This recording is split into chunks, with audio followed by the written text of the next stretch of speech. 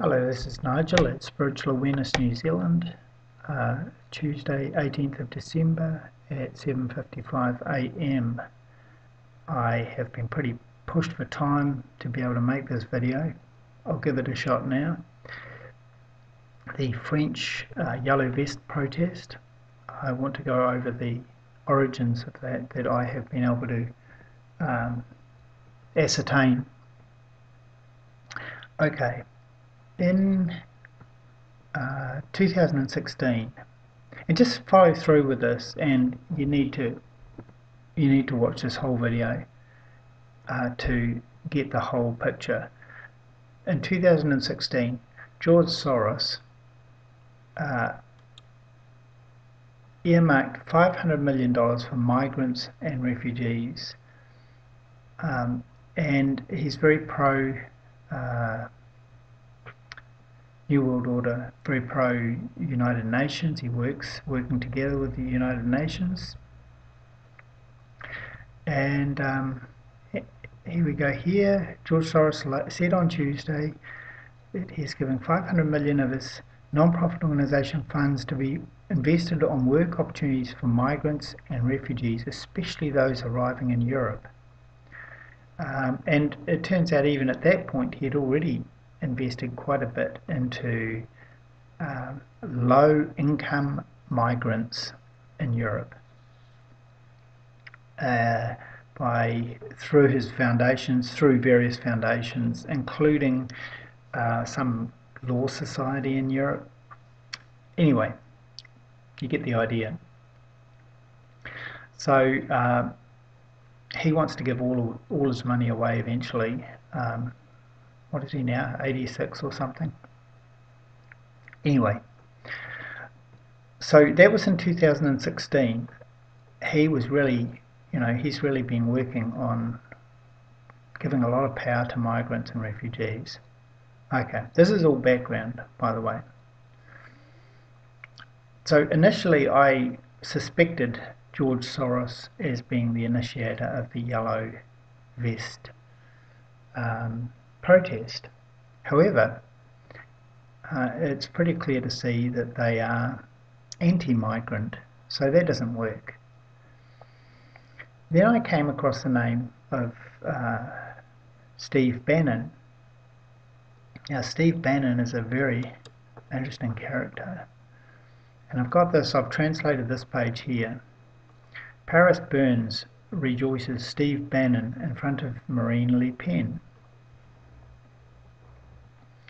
Okay, and Steve Bannon was the former advisor to Donald Trump, as it says here. He was largely responsible for the Trump election campaign. He worked for Trump for 7 months, and then apparently he left the Trump administration. Now, he also was the, and I'm not sure of the full thing on this, but he was the CEO or the owner or something of Breitbart News, Breitbart Media. So he's a big media guy. Now, when he left the Trump administration, he distanced himself from the Trump administration and from Trump, and there was a little bit of apparent fallout, but I don't believe that he ever left. He just distanced himself. And I did find one other person who actually had posted a blog, I think at the time, where he didn't believe it either, which was interesting. And it was at the time that he left that this blog was made. So he had the opinion then that this wasn't a real leaving, if you like. Okay. Now, what does he have to do with the Yellow Vest protest? Well, here we go here. Here he is with Marine Le Pen. And who is Marine Le Pen? Okay, for those who don't know, she is the leader of the French National Rally Party, which used to be French National Party, I guess. Her father uh, used to be leader, and then there was some fallout with him, and some went left and some went right, and so forth.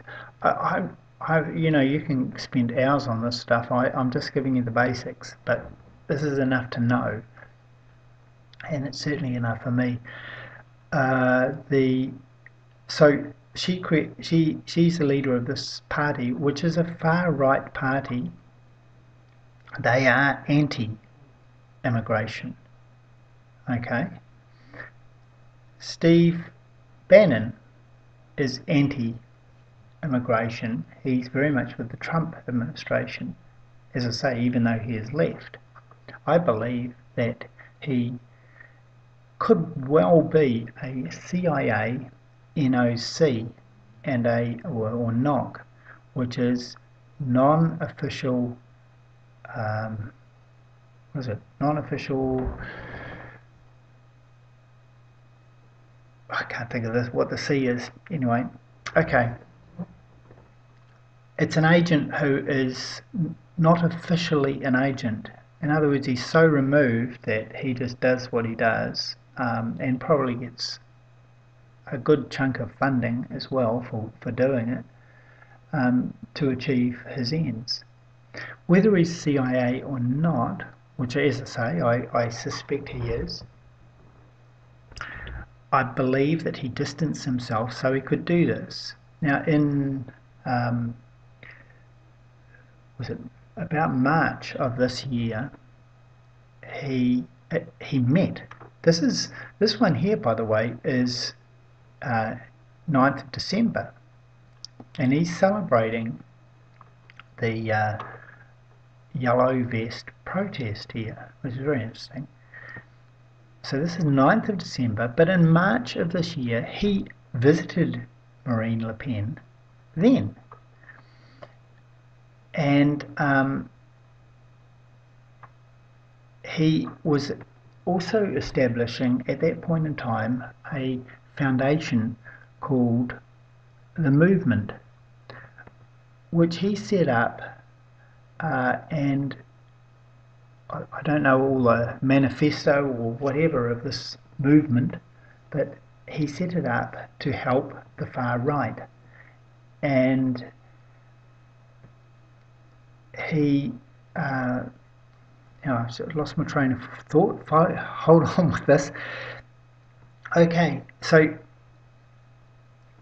some bloody flies buzzing around here too. Bloody nuisance. Okay, so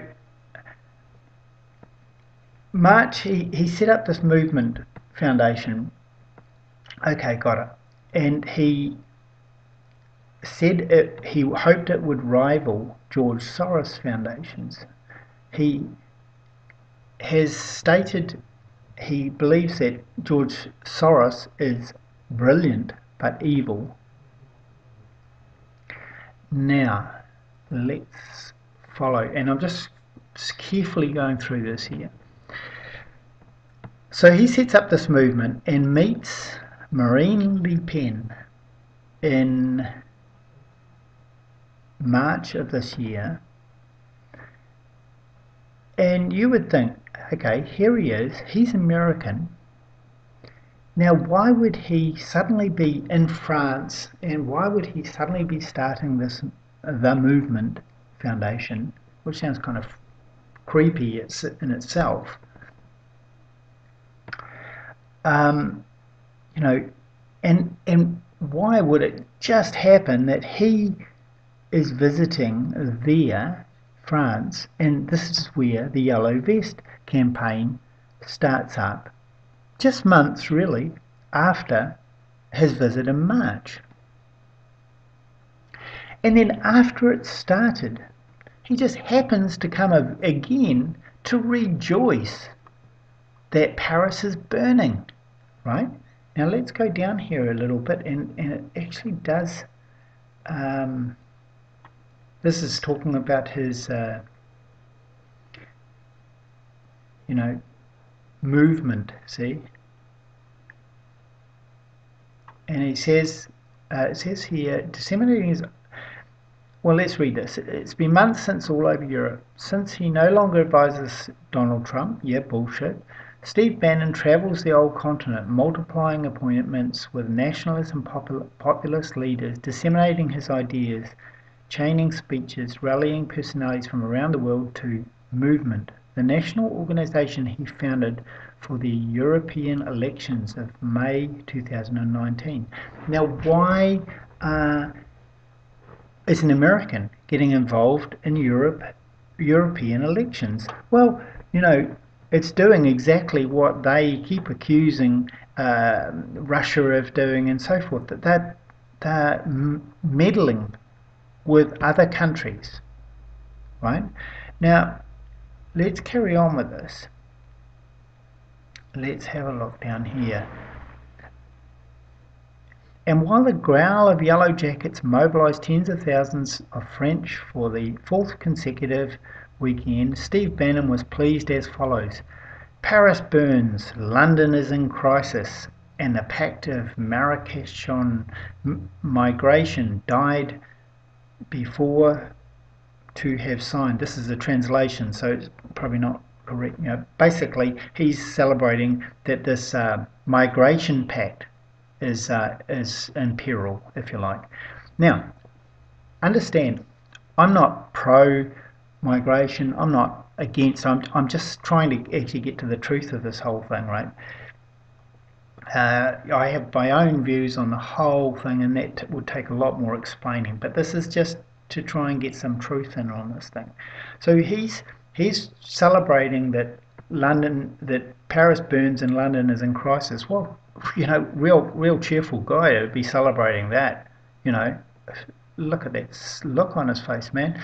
Anyway, now interesting that the word agent provocateur is actually a French word, which shows you the long history there has been of tampering with French politics, both internally and externally. And anyway, there you go. Just interesting. So, trying to follow on with this. Okay, so he, as I say, I don't believe that he is separated from the Trump administration. He's anti-migration. The Trump administration is anti-migration. Marine Le Pen's party is anti-migration, and they are trying to disable the UN migration pact. But more importantly, if we look at this, Trump is anti-UN and anti-global New World Order, if you like. Now, just hold that thought, that idea. Oh yeah, Trump. I don't support Trump. I'm not against with any of these guys. I'm looking at it for who they really are and what they're really trying to do. And sometimes with these people, they have some good things they do and some bad things they do. What we're trying to really balance up here is the good they do, does it outweigh the bad they do, or does the bad outweigh the good? And I'll let you, well, you can judge for yourself on that. I'm trying to look at this as well. So I believe that, okay, Trump is apparently against the United Nations, and he wants to get it out of America and so forth. Fair enough, but let's have a look at the other side of that. Let's say that UN was to collapse, right? What would happen, right? Do you think really that we would have a free world where there was just, countries controlling their own business, their own citizens, controlling their own citizens? That sounds bad, doesn't it? But sovereign nations just functioning by themselves? Of course not, right?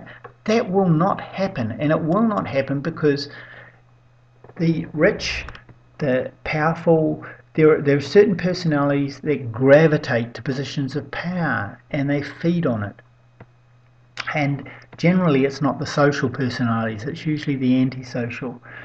Social personalities don't usually have a huge urge to gravitate to power. They just want everyone to do great and to get on with things. And they're not fixated on money and power. Okay, except maybe in a positive way in that they can help other people. But how many of those are around? Bill Gates? Yeah, right. He's trying to kill people off with vaccines.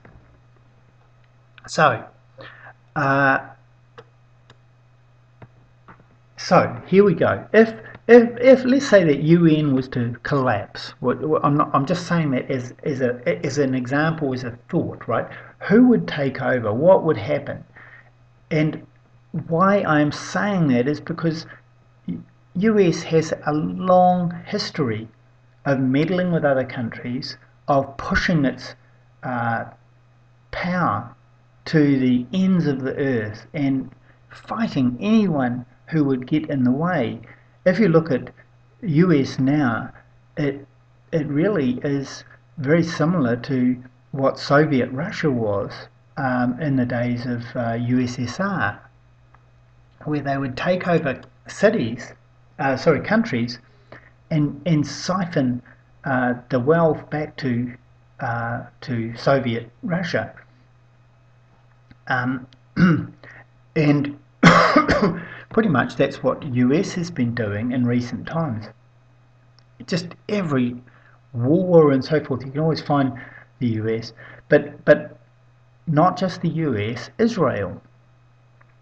And this is kind of the final piece on this whole puzzle as well, is that Trump is very supportive, openly supportive of Israel, and currently US sends something like $6 billion a year to Israel, as well as supporting Israel with weapons.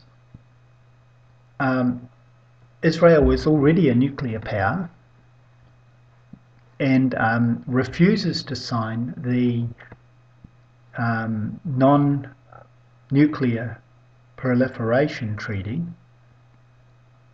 And in fact, I think the US has recently backed out of that treaty as well. So Israel was, well, I think most people were aware that Israel was a violent country and very much controlling the world economy and so forth. And I found a very good video, which I haven't been able to download, of Benjamin Netanyahu explaining how much of the internet that Israel now owns, if you like, through Israeli companies, Apple, Google, and so forth, all headquartered and so forth in Israel, and or offices. And there is a company called Qualcomm.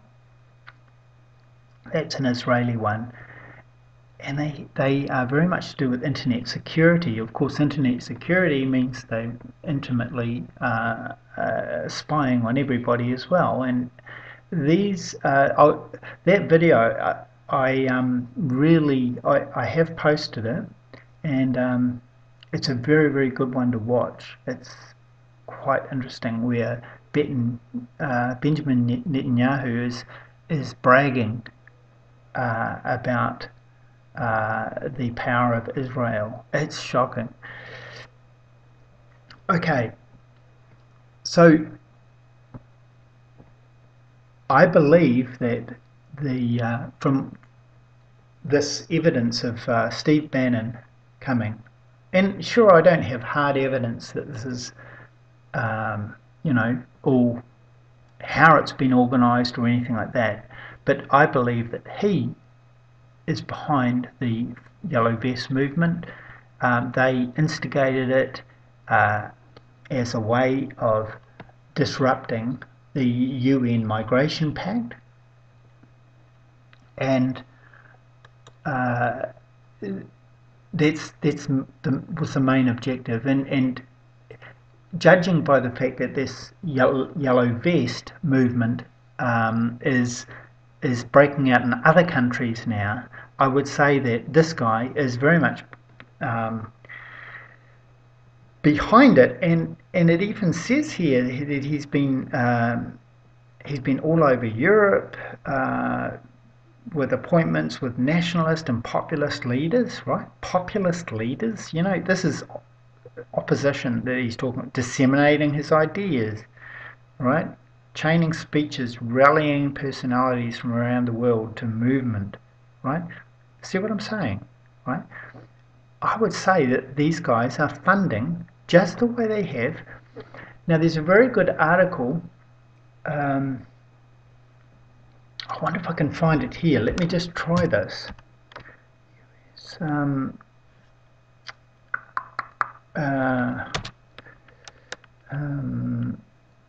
I know. Let's try this. It's on how to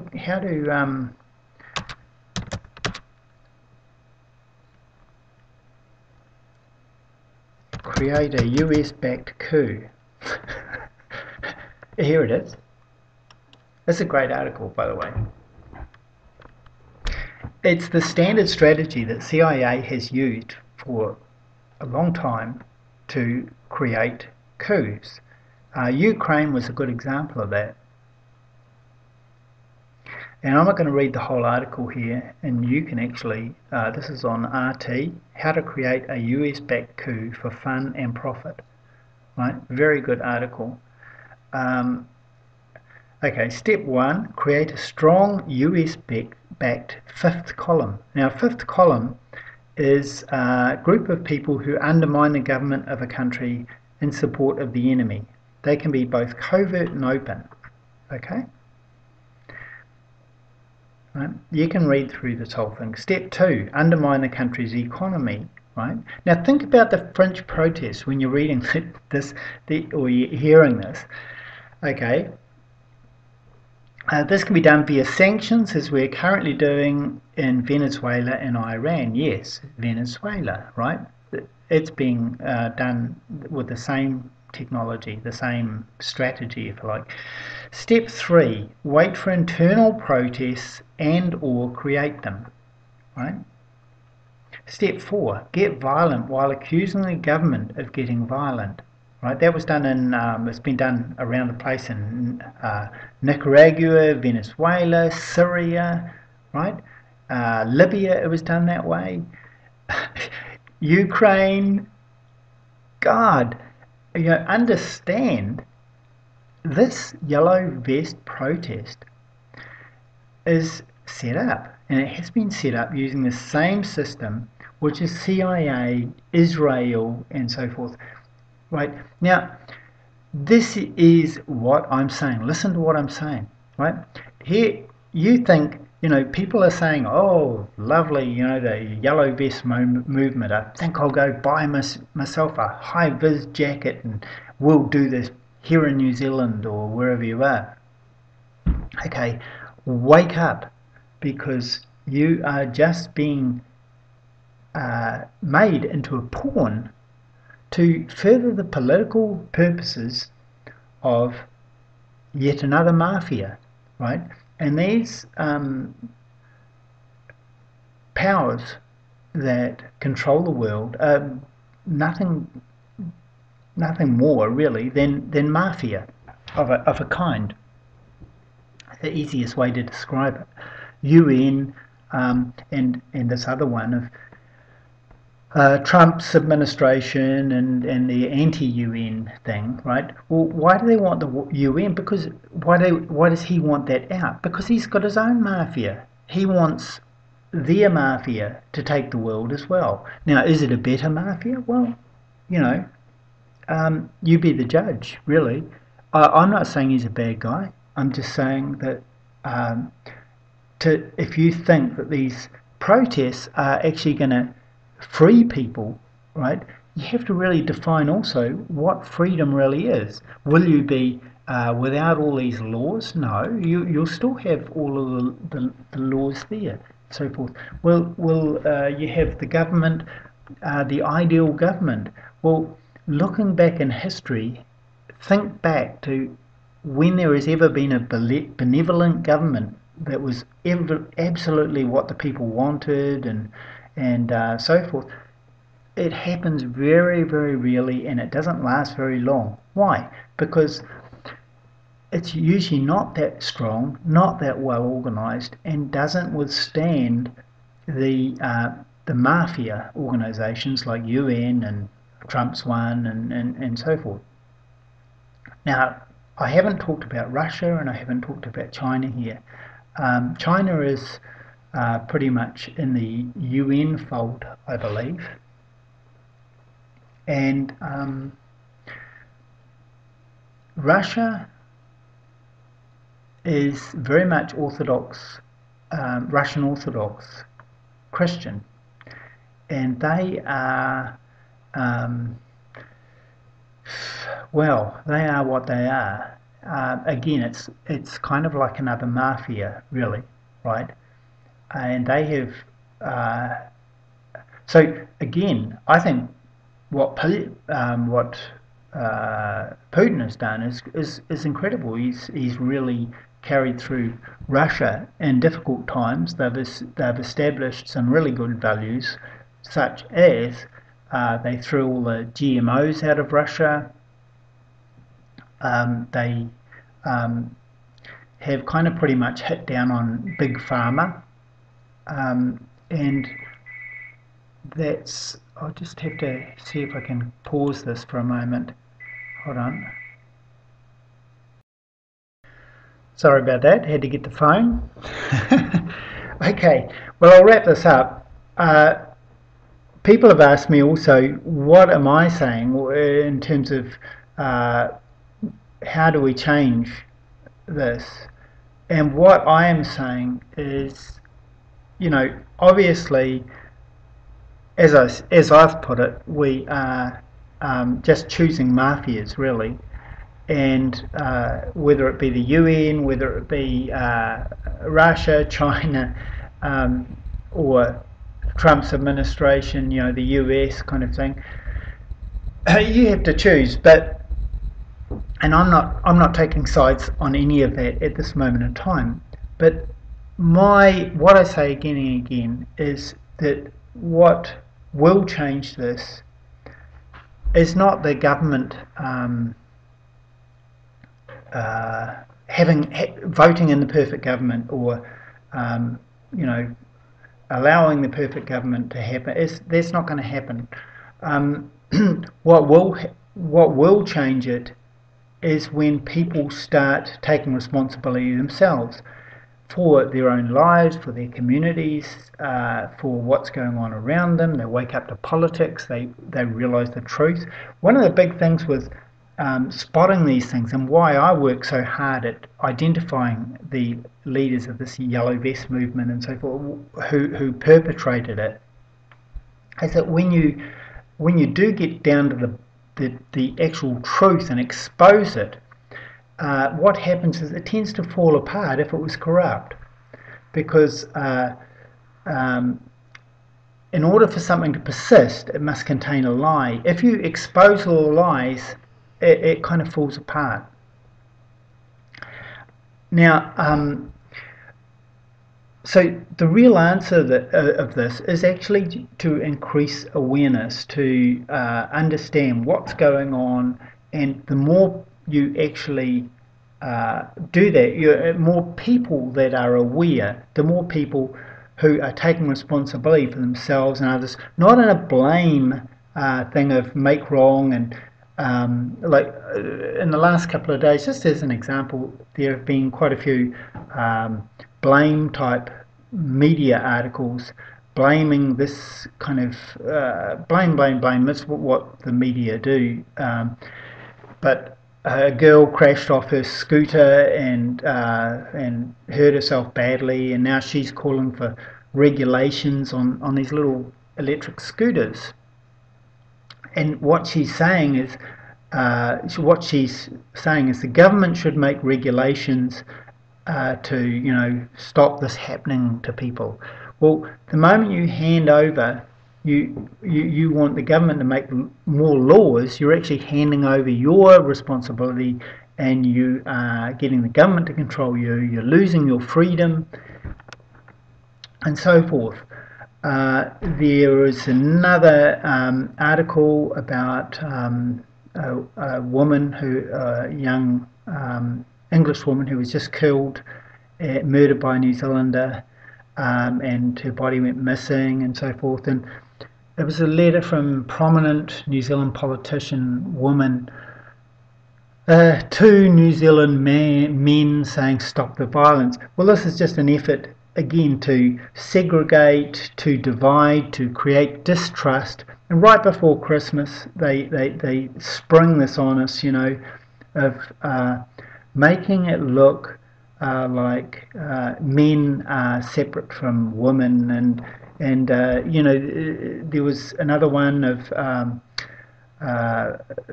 Santa parades, and there was a Maori Father Christmas. There was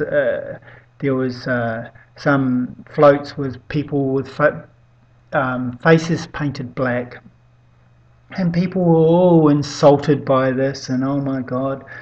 And I'm not going to get into the ins and outs of all this, because you could argue about that, as people do.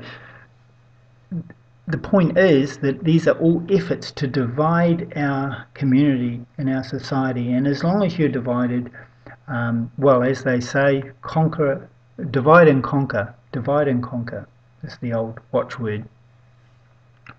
As long as you're divided, they can do all manner of things to you and put all manner of policy through, and people will say, oh, we need a law against this, oh, we need a law against that. What are you doing? You're giving power to the government every time you say we need a law about this. Another one was alcohol, and oh, that's right, number of crashes on the road or something, and people were saying ban alcohol. Create another law. Never mind taking responsibility. I think all these laws are silly. Legalise marijuana. Well, it should never have been illegal in the first place, because it's not the government to manage what you eat or consume or anything like that. It's not their job. Their job is to manage the country overall, to make sure that the economy is thriving and so forth, not take moral issues on things. And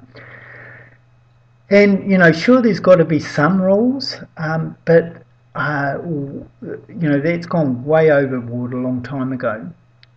So by creating awareness, by increasing awareness, we can change this, and it will change. And you could think, oh no, yeah, well that won't happen. Well, actually it can, and it is, and there is more information I know about some positive changes that have been made in this world, which I'm not going to go into right here, because it's just another whole. It takes a bit of understanding to know what's going on, but basically for many years there has been a lot of work done to make a positive change to this planet, and it's actually starting to happen. There's a lot of good people working on it, and it will work. It will take some time. There'll be more losses, more damage done before we straighten it all out, but it is being worked on, and it is all very much to do with increasing awareness, increasing knowledge, and so forth. So that pretty much wraps up what I have to say. I probably haven't said it all. I think I'll stop this, end this video, and think, oh, I should have said this or that. I'll try to. I already have posted that link to the Benjamin Netanyahu speech, and I've got a few links to these other ones on some of my posts, like this one. Well, I've had that one as posted. All of these I've posted before, but this one here, translated, but it's a real telling thing that he comes back to France in December to celebrate that Paris is burning. Right now, if that isn't a key marker that this guy is responsible, and he's come back, yes, our campaign to create Paris burning is a success. That's pretty much what this is, right? And look at the look on this lady's face, Marine Le Pen. Why is she celebrating? Because they want Macron out, and who will get in if Macron is out? Her. Are you seeing what I'm saying? What I'm saying here, right? You could see some other things. Sure, go for it. But have a look at this anyway. Thank you for listening. This is Nigel at Spiritual Awareness New Zealand, and I think I'm going to check out here. Have a nice day.